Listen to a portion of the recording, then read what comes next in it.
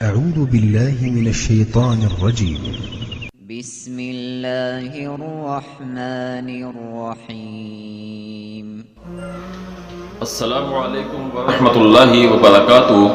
احکام و مسائل رمضان المبارک میں آپ تمام احباب کو خوش آمدید کہتے ہیں.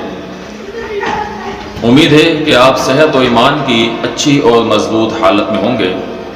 دعا ہے اللہ رب العالمین آپ تمام احباب کو ایسے ہی ہنستا مسکراتا رکھیں.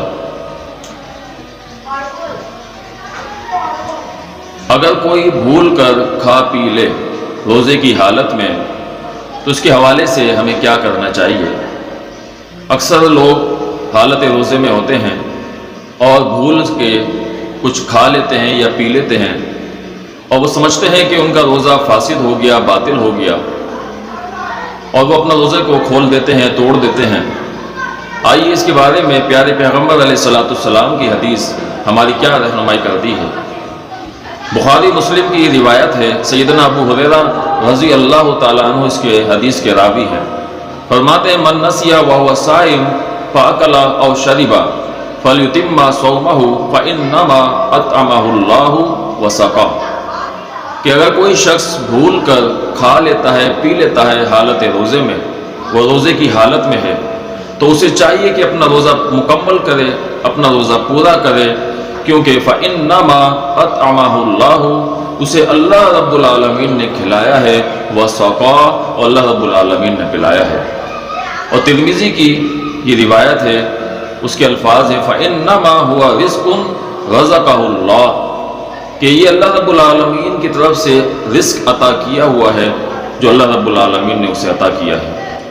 اس کے حوالے سے ہمیں جو ہے اس روشنی میں اس بات کو دیکھنا چاہیے کہ اگر کوئی شخص بھولے سے روزے کی حالت میں کھا لیتا ہے، پی لیتا ہے، تو اس پہ کیا معاملہ جو ہے وہ عائد ہوتا ہے. اسی طرح حاکم کے اندر اور دارقطنی کے اندر، ابن حبان کے اندر یہ روایت موجود ہے من افطر فی رمضان ناسیا فلا قضاء علیہ ولا کفارہ، کہ اگر کوئی شخص رمضان میں بھول سے کوئی چیز کھا لیتا ہے، پی لیتا ہے، فلا قضاء علیہ، اس پہ کوئی قضا نہیں ہے، ولا کفارہ، اور نہ ہی کوئی کفارہ ہے. اس کا روزہ مکمل ہو جائے گا. اسے اپنے روزے کو برقرار رکھنا چاہیے. بھول کر کھانے پینے سے روزہ نہ تو فاسد ہوتا ہے نہ باطل ہوتا ہے. یہ اللہ رب العالمین جسے چاہتا ہے کھلا دیتا ہے، پلا دیتا ہے.